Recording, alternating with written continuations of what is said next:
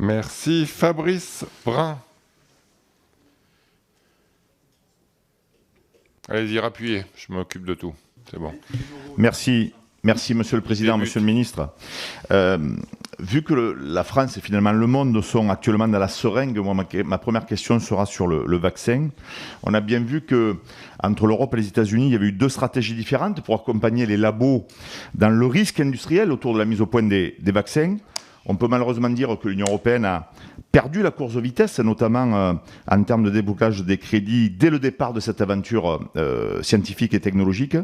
Et plus près de nous, quand on voit les Britanniques vacciner à tour de bras, alors c'est vrai qu'ils ont signé leur commande quasiment 3 mois avant nous, finalement, n'est-on pas plus agile sur ce type de sujet logistique sans l'Union européenne, dont on connaît aussi les hésitations et les lourdeurs.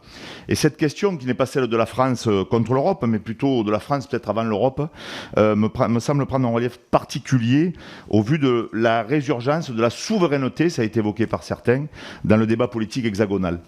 Et puis ma deuxième question, après, qui est peut-être un peu moins philosophique, mais plus technique, c'est sur le commerce extérieur. Comment l'Union européenne compte-t-elle aider les exportateurs français et européens pour maintenir ou développer leur position vers le Royaume-Uni, alors que le coût va nécessairement croître en raison de la multiplication des contrôles et des formalités. Et c'est un enjeu important pour l'activité et l'emploi, car la Grande-Bretagne pèse 10 milliards d'euros d'excédent dans notre solde commercial. Je tenais aussi à le rappeler. Fabrice Brun a évoqué les vaccins. Pourquoi ça a été plus long ?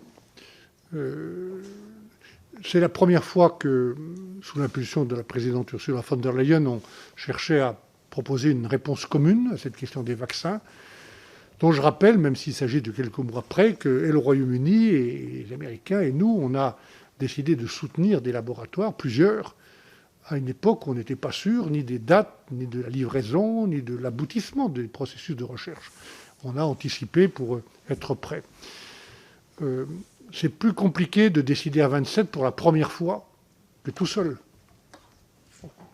Est-ce que pour autant, il ne fallait pas décider à 27 ? Moi, je crois que c'était une bonne chose de décider à 27 et que dans l'Union, tout le monde soit traité équitablement et pas seulement les pays les plus importants. Voilà, je pense que c'est une question presque philosophique, comme tu l'as dit.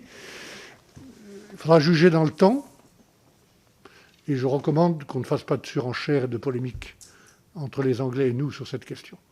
Je répète, chers collègues, qu'il va y avoir tellement, si on se comporte en hommes et femmes politiques responsables, quelles que soient nos idées, il va y avoir tellement de défis et de challenges à relever, même qu'on n'imaginait pas, qui avait imaginé qu'un virus allait mettre en suspension l'économie du monde, des catastrophes, qui avaient imaginé le tsunami. Enfin, je recommande qu'on soit capable de préserver l'esprit de coopération entre nous à l'échelle de ce continent, y inclut les Anglais, même s'ils ne sont plus dans l'Union.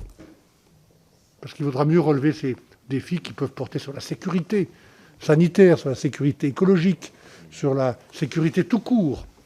C'est pour ça que j'ai été très attaché à ce qu'on ait un chapitre sécurité Europol, Eurojust fonctionnel. Voilà.